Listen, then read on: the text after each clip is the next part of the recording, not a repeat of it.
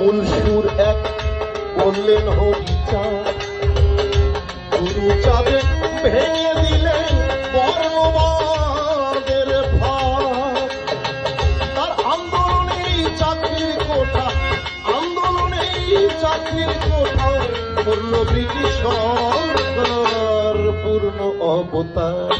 ঠাকুর হরিচাঁদ গুরুচাঁদ পূর্ণ অবতার, ঠাকুর হরিচাঁদ গুরুচাঁদ পূর্ণ অবতার।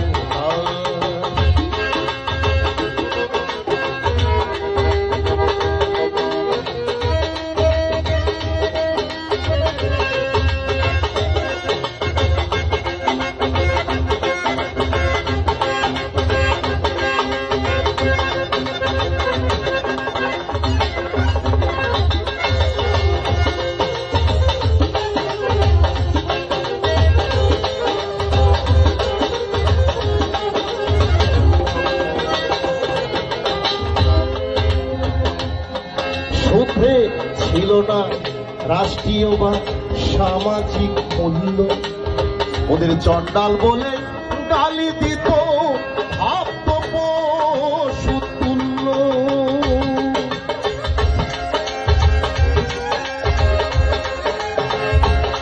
শূদ্রের ছিল না রাষ্ট্রীয় বা সামাজিক মূল্য, ওদের চণ্ডাল বলে গালি দিত ভাবত পশুতুল্য। গুরুচাঁদের প্রচেষ্টাতেই, গুরুচাঁদের প্রচেষ্টাতেই শূদ্র হল নমসভার। আমরা বলি নমশূদ্র, একটা সময় নমশূদ্র ছিল না, ছিল শুধুমাত্র শূদ্র।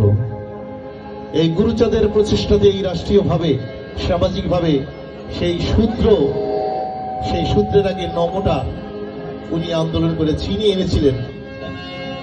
গুরুচাঁদের প্রচেষ্টাতেই শূদ্র হল নমসভার পূর্ণ অবতার। ঠাকুর হরিচাঁদ গুরুচাঁদ পূর্ণ অবতার, ঠাকুর হরিচাঁদ গুরুচাঁদ পূর্ণ অবতার।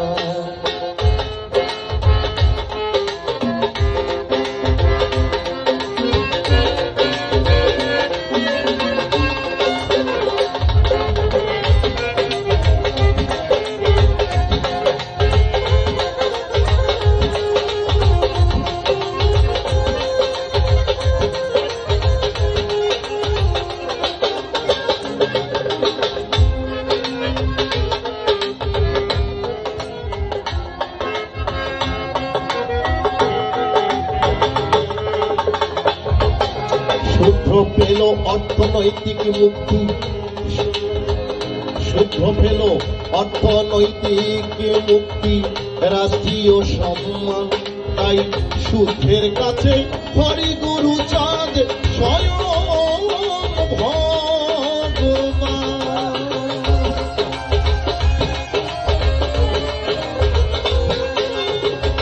শূদ্র পেল অর্থনৈতিক মুক্তি, রাষ্ট্রীয় সম্মান। আমরা জানি একটি জাতিকে যদি জাগ্রত হতে হয় তাহলে তার অর্থনৈতিক মুক্তি দরকার, তার সামাজিক মুক্তি দরকার, তার রাষ্ট্রীয় সম্মান দরকার। তাই যে কাজটি করেছিলেন গুরুচাঁদ ঠাকুর, যে কারণে উনি বলেছিলেন যার দল নেই তার বল নেই, শূদ্র পেল অর্থনৈতিক মুক্তি, রাষ্ট্রীয় সম্মান। তাই শূদ্রের কাছে হরি গুরুচাঁদ স্বয়ং ভগবান। তাই এসো মতুয়াতে দীক্ষা নিয়ে, তাই এসো মথুয়াতে দীক্ষা নিয়ে ঋণ শোধ করি তোমার। যদি কোন জাতি বা ব্যক্তি মানুষ যদি অকৃতজ্ঞ হয় তাহলে তার চেয়ে নরধম পৃথিবীতে আর থাকে না। সুতরাং এই যে আমাদের কৃতজ্ঞতা বোধ থাকা উচিত যে গুরুচাঁদের কারণেই আমরা আজকে সামাজিকভাবে প্রতিষ্ঠিত। তাই সমস্ত মতুয়া এবং যারা এখনো মতুয়া ধর্মের দর্শন সম্পর্কে ভালো জানেন না, তাদেরকে আমি বলবো,